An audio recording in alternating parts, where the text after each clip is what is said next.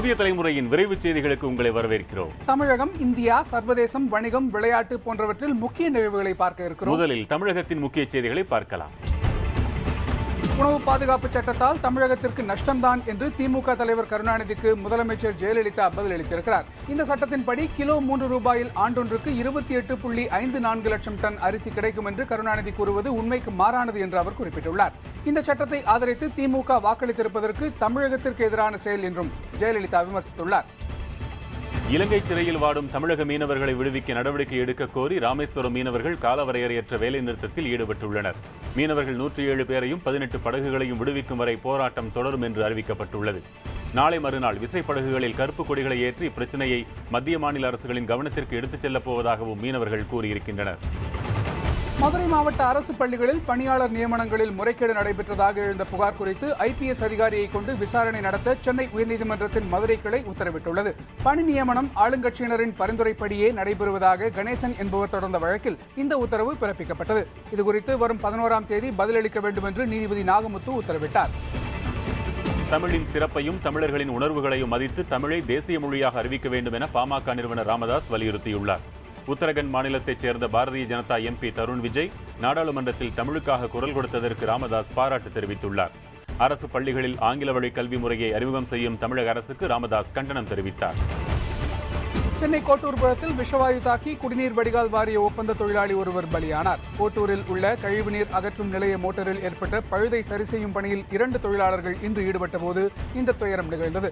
பாதிக்கப்பட்ட மற்றொரு தொழிலாளி மருத்துவமனையில் அனுமதிக்கப்பட்டுள்ளார். விருதுநகரில் இருந்து காரைக்குடி வரை செல்லும் புதிய பயணிகள் ரயிலை விருதுநகர் MP மாணிக் தாக்கூர் இன்று கொடியசைத்து தொடக்கி வைத்தார். இந்த ரயில் தினசரி காலை 6 மணிக்கு புறப்பட்டு அருப்புக்கோட்டை, திருச்சுழி, நரிக்குடி, மானாமதுரை வழியாக 9:35 மணிக்கு காரைக்குடிக்கு சென்றடையும். மறு வழித்தடத்தில் மாலை 6:15 மணிக்கு காரைக்குடியிலிருந்து புறப்பட்டு இரவு 9:45 மணிக்கு விருதுநகர் சென்றடையும்.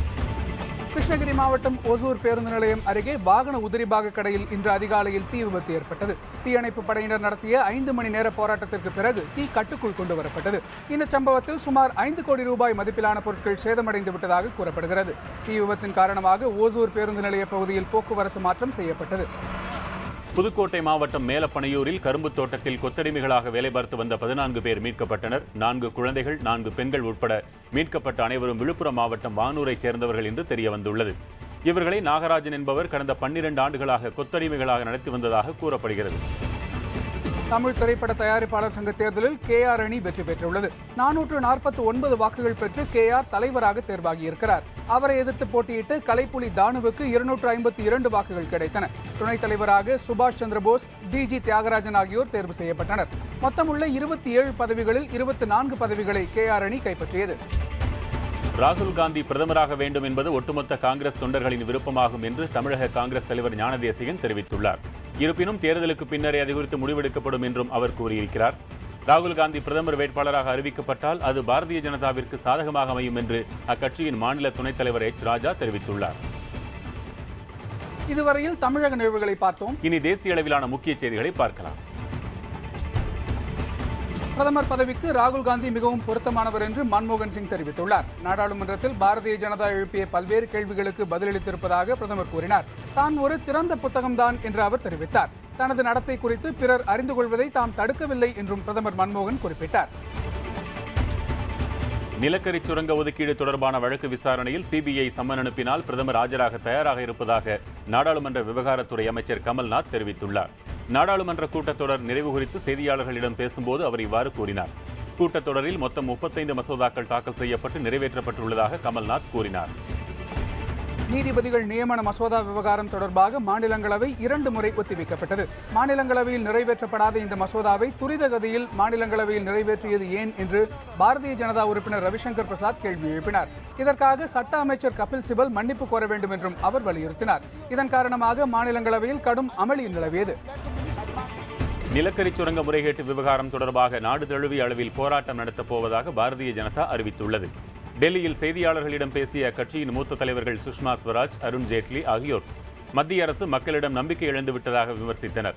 நிலக்கரி சுரங்க முறைகேட்டு பிரச்சினைக்கு பொறுப்பேற்று பிரதமர் பதவி விலக வேண்டும் என்றும் அவர்கள் வலியுறுத்தினர்.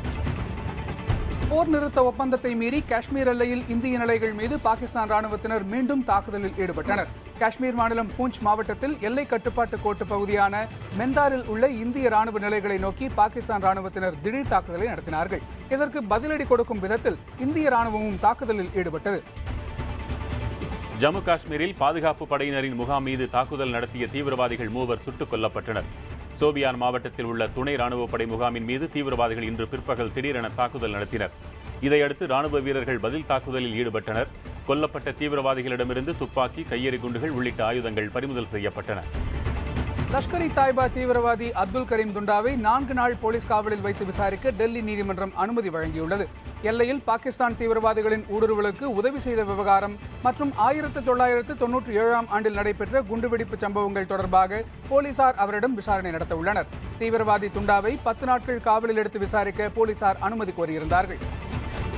உத்தரகண்டில் கடும் குளிர் மற்றும் பட்டினியால் உயிரிழந்த 68 பக்தர்களின் உடல்கள் முற்றிலும் சிதைந்த நிலையில் மீட்கப்பட்டன.